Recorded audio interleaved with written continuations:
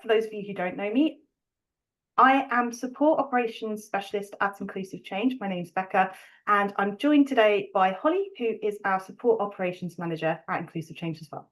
So today we're going to give you a short, practical introduction to neurodiversity and how it relates to both colleagues and to customers. So, who are we?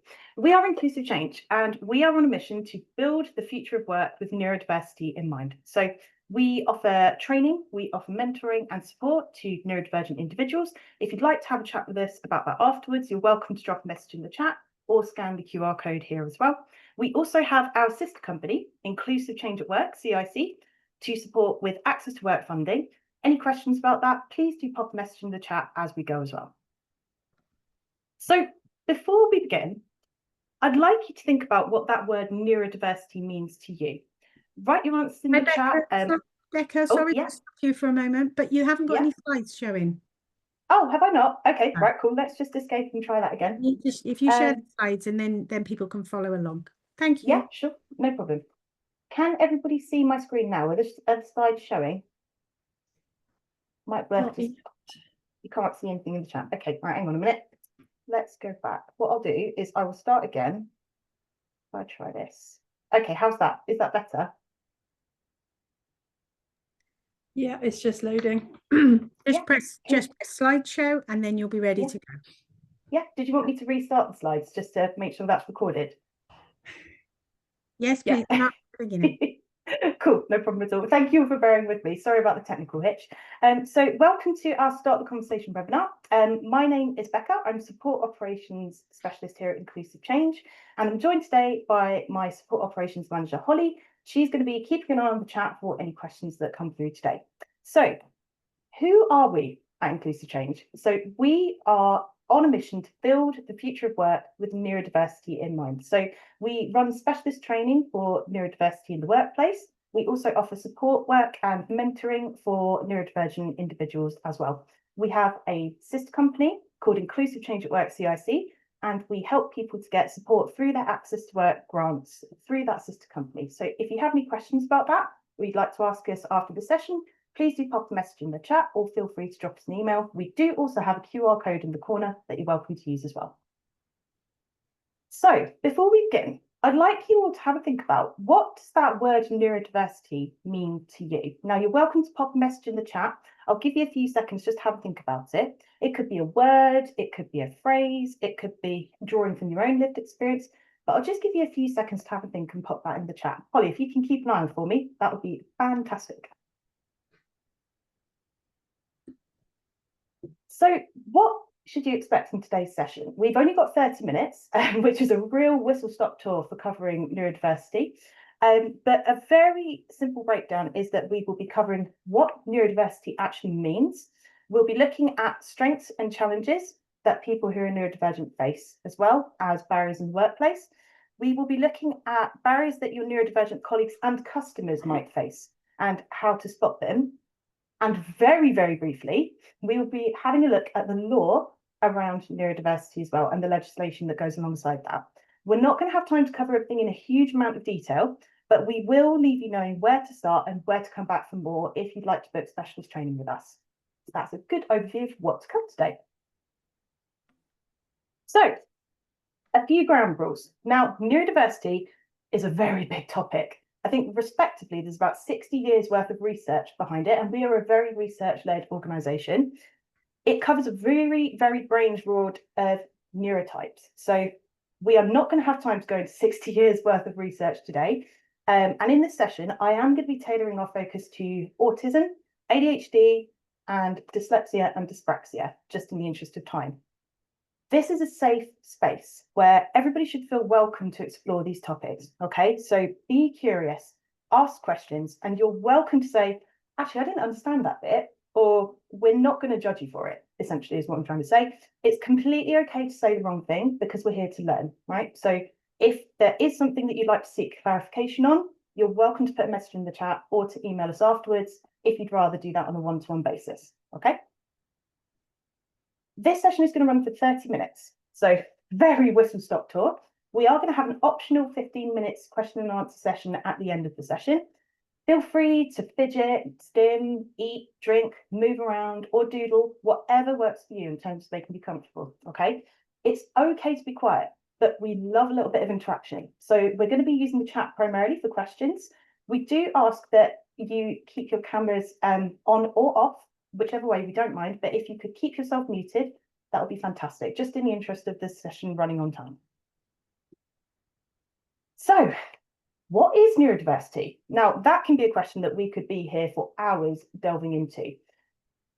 Essentially, biologically, everybody's brain works slightly differently, okay?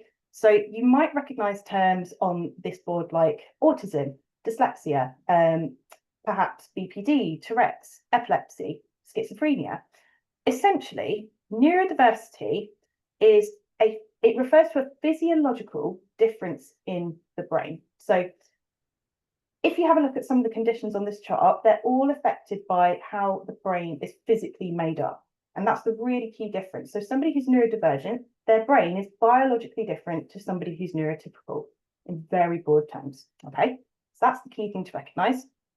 Now, you might recognize some of the words coming up on this page that I'm about to go through. So neurodivergent, ADHD, that's an example of what we call identity first language. I am somebody with lived experience of ADHD, and personally, I prefer to be called an ADHDer because it centers my ADHD as part of who I am. Autistic, you've probably heard of that word before. That is an example of identity first language. Neurospicy, that again, that's probably a term that's more relevant to maybe like the younger generation, you know, they put it on social media and things like that. ADHD is a relatively new one. For those of you who don't know, that refers to somebody who is autistic and ADHD combined. So both of those two terms encompassed together. A lot more people are being diagnosed with those dual diagnoses. Neurodivergence. So neurodivergence is when somebody diverges from the norm in that sense. You might have heard that before. Dys something, because there are a lot of different neurodiversities that start with dys, but the key one you've probably heard of is dyslexia. There's also dyscalculia, which is it's dyslexia, but with maths and numbers. It's something I have lived experience of too. And then neurotypical. Now, what even is neurotypical these days? You know, I would personally argue that none of us are neurotypical. I think that everybody is slightly different in a good way, right? So there might be some words in there you've heard before. Feel free to pop them in the chat if you have. If there's any words that you personally relate to that are neurodiverse related, you're welcome to pop those in the chat as well. Now, it wouldn't be a training session without a quick game. So we have got a little quiz that we'd like to go through with for perhaps 60 seconds. So we call this, who do you know and what do they have in common? So feel free to pop names in the chat of anybody that you recognise and what neurodiversity do they have? Holly, are you happy to keep an eye on the chat? Can you see anything coming through? Nothing yet. Ooh. There will be some bonus points for anybody that can get the lady who has got fruit all around her head. I thought it was planets, just full disclosure, when we first started doing this training. So we've got one answer. We've got Chris Packham. Yep. Fantastic. Elon Musk. Elon Musk. Jamie Oliver. Yeah. Richard Branson. Got somebody saying that Richard Branson was diagnosed with dyslexia and he acknowledges he might also have ADHD and dyspraxia too. And from the Chase. And from the Chase. Yep. And if you press the button, there might be more photos, Becca, as well. Yeah, sure. Oh, yeah. One more person. Just press that. Thank you for bearing with me, everybody. Daniel Radcliffe. Michael Phelps. Yeah, 100%. Perfect. Lots of lovely answers in there. Yeah, that's great. And that brings us really nicely to the end of our 60 seconds. But thank you, everybody. So, yes, really great. And we have got some correct answers in there. So we've got in the top left, for those of you who don't know, Holly Snell. Now, she is the author of Geek Girl, which is a series of young adult novels. And she's been diagnosed as autistic in recent years. I'm just going to very briefly cover the people that we've missed. But Will.i.am, so he's been diagnosed with ADHD. Simone Biles, also diagnosed with ADHD. We have also got Dylan Farrell down in the bottom left-hand corner. I get my lefts and rights mixed up. She's autistic, so she's been diagnosed in her late 40s, I think. Jamie Oliver is dyslexic. We've also got Keira Knightley, also dyslexic. Maggie Oderin Pocock is the scientist in the bottom right-hand corner, and she is also dyslexic. I believe she's on Blue Peter, could be wrong. And then a personal hero of mine, for anybody who is a millennial who likes video games, Satoshi Tajiri is in the top right-hand corner, and he is the inventor of Pokemon. So I believe he's been diagnosed autistic, but pop in the chat if that is something that you resonate with. And then, of course, we've got Daniel Radcliffe, aka Harry Potter, who is in the bottom right-hand corner and has been diagnosed with dyslexia. So thank you all for taking part in that. That was fun. That's the fun bit. So we also have, I've just pressed the button again. Sorry, I took it out of someone else. We've also got Eminem. So he's recently been diagnosed as ADHD. I think Marshall Mathers is his official name. So he's somebody else that you can sort of look to, I guess, in terms of role models. Quite a lot of swearing though, so maybe not too child-friendly. So we've had a bit of fun now. What we are going to do now is just cover a few statistics that are a little bit sobering, but they're still really important, especially for this training. Okay, so some key statistics. Around 20% of the UK population is neurodivergent, yet most workplaces aren't currently designed for them. Approximately 80% of neurodivergent employees don't disclose at work due to stigma. Okay, so maybe let that just sink in and sit with you for a minute, because it might resonate with some of you. 30 to 40% of neurodivergent employees struggle with retention due to lack of support. So that means that they will perhaps move from job to job really quickly. That's something as an ADHD I have lived experience of. And the most important one on this slide, I think, is that 53% of Gen Z identify as neurodivergent. So our future workforce, who identify as neurodivergent, are going to be expecting that support coming into work later in life. So that's coming up soon. I mean, Gen Z, that's what, sort of 16 to 18 at the moment, is that right, in terms of age? So that's a really important one. And that's why we're doing this session for you all today, okay? So some of the resources and the stats that we've quoted today, we have taken from the City and Guilds Neurodiversity Index Report 2025. We've also taken statistics from the Neurodiversity in Business and Birkbeck University of London report as well. Now, they are rewriting a new one for the year 2025, but I believe it's due to be published in September. So if you would like some links to those resources for after the training, please do let us know. We're very research-led here at Inclusive Change. So everything that we do is run on the resources and the sources that we get from experts in the field. These two are pretty good, to be honest. If there's anything in there you're not sure about or you want to chase up afterwards, I thoroughly recommend having a look through these. So I'm going to take you all through some examples of neurodivergent strengths, because it's really important to recognise that as neurodivergent colleagues and employees, we really do bring a lot of great strengths to the workplace. So I'm not going to have time to go through all of them in a lot of detail, but enhanced problem-solving skills, creativity and innovation. I would say that the majority of clients we work with are extremely creative and innovative. Hyper-focus is another one. Resilience and adaptability, empathy and advocacy for accessibility, unwavering support and loyalty, and a strong sense of social justice. Now, as somebody with ADHD, I can highly resonate with the strong sense of social justice and the innovation and empathy and advocacy for accessibility. I have unbound amounts of empathy, right? Sometimes to my detriment, actually, but we'll talk about that another time. And because of my strong sense of social justice, I moved into this line of work to help other people. So if you ask me to do something to help somebody else or to make sure that they've got the accessibility and the requirements they need to do their job, I would be the person to work for you. Does that make sense? Holly, what about what would you say about some of the clients we work with in terms of the strengths that you see? I would have to agree that the creativity I see amongst some of our clients is exceptional. And although there might be issues with being able to initiate a task or stay focused necessarily, once these people are in the zone and they're really feeling what they're doing, the quality and quantity of work they can produce in a short period of time is exceptional. 100%. Thank you for that. And just to touch on what Holly said, we do, like any employee does, face challenges in the workplace as well. So looking after our mental health, concentration, that can be something that I can draw lived experience from.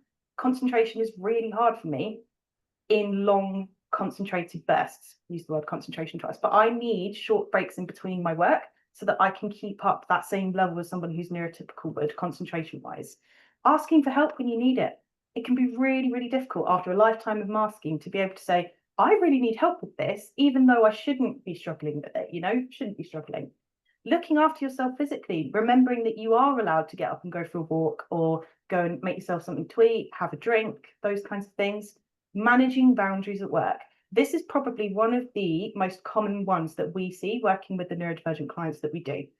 Working memory. So we don't necessarily have a problem with working memory. It's free recall in the ADHD world, which is encoding the information. So if someone tells us something that's not within our circle of interest, we really struggle to maintain that. I think on average, it takes a year longer to ingrain that information.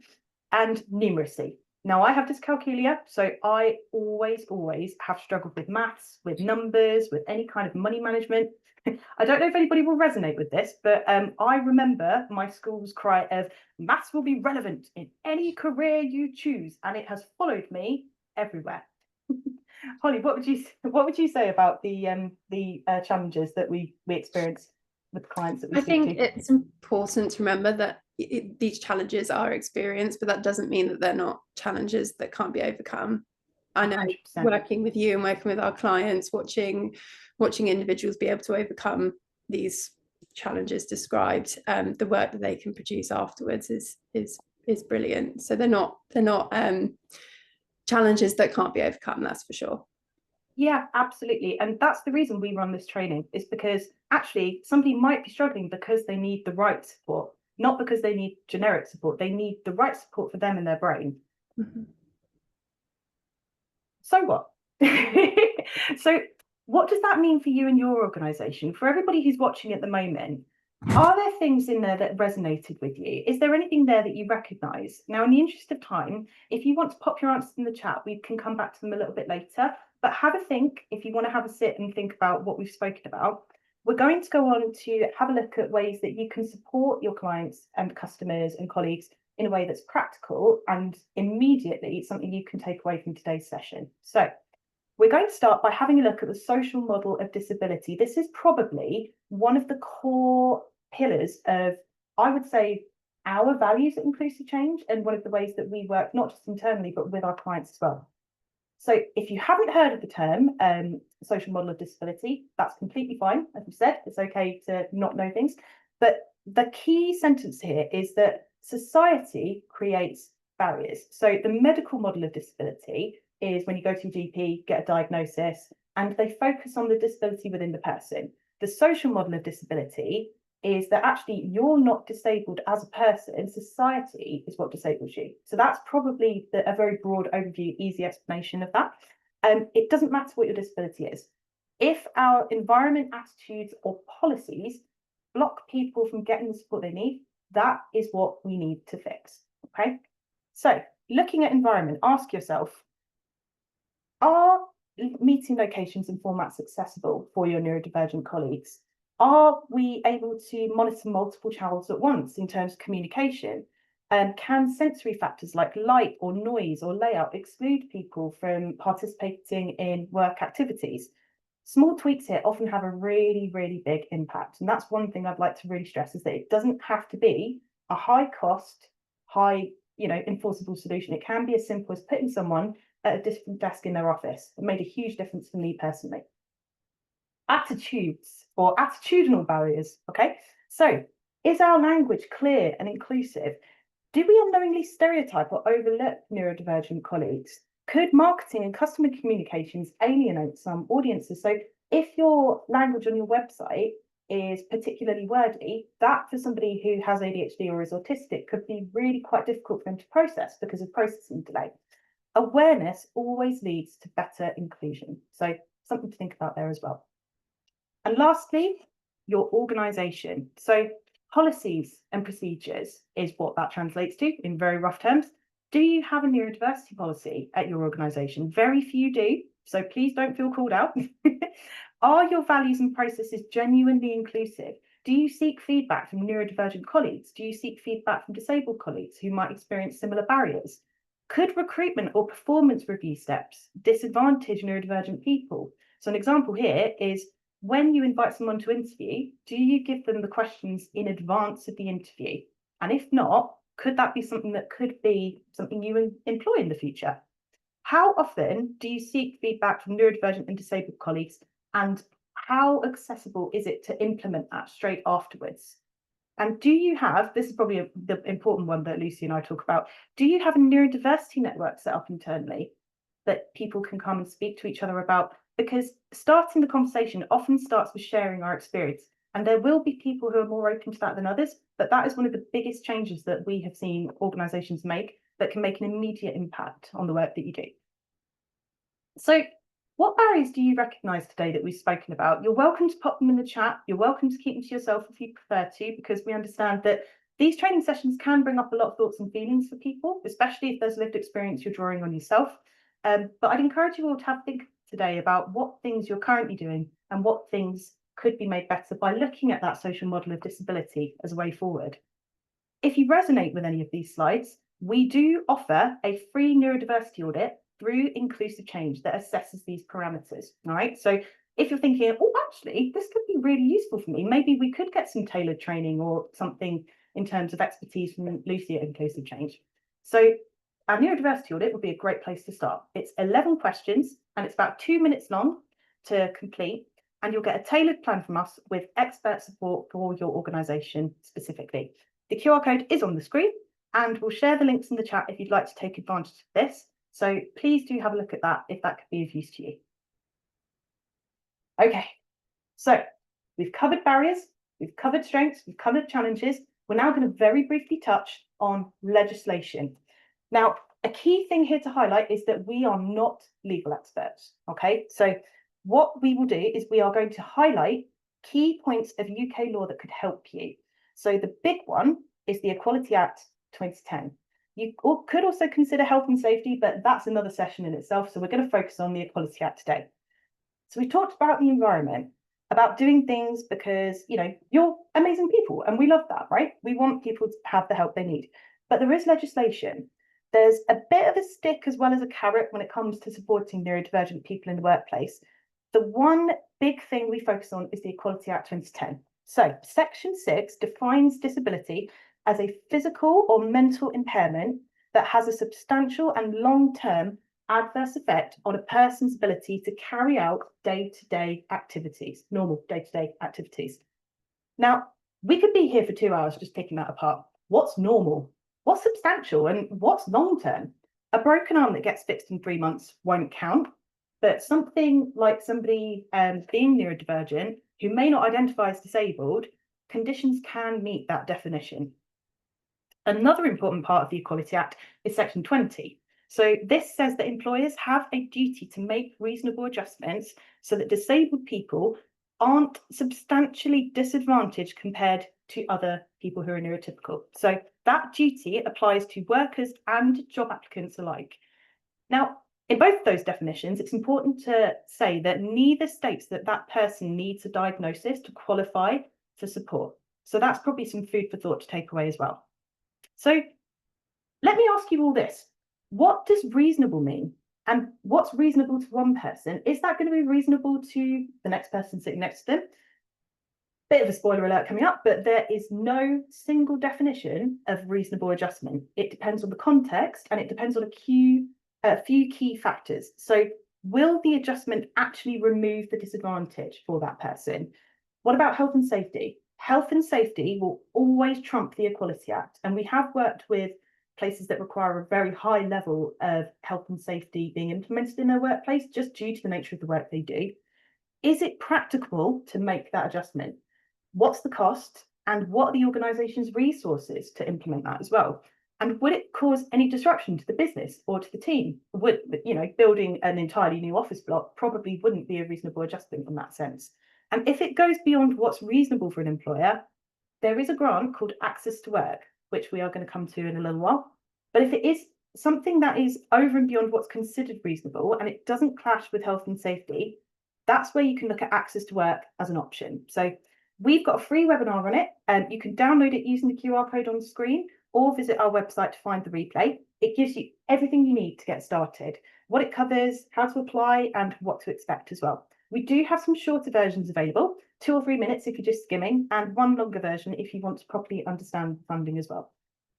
So I'm just going to really triple check the time, but I believe that concludes today's session. So thank you all so much for joining us today. We have allowed 15 minutes for a Q&A if you have time to stay on. And if you'd like to book bespoke training with us or request policies or discuss a full audit with us, you're welcome to either drop us an email at inquiries@inclusivechange, visit our website for training, or scan the QR code that will be at the end of this presentation. Here we go. We do also have a free ebook if you'd like to take that away as well. But yeah, otherwise, if you are staying on, we will be happy to answer any questions. If you do have time constraints, thank you so much for joining us. And we really look forward to working with you in the future. Thank you, Becca. Did we want to turn the recording off for the questions, or did we want to keep it on? I think it's probably best to, yeah, just in case. We like to share, but other people might not want that being recorded. So yeah, I think that's best.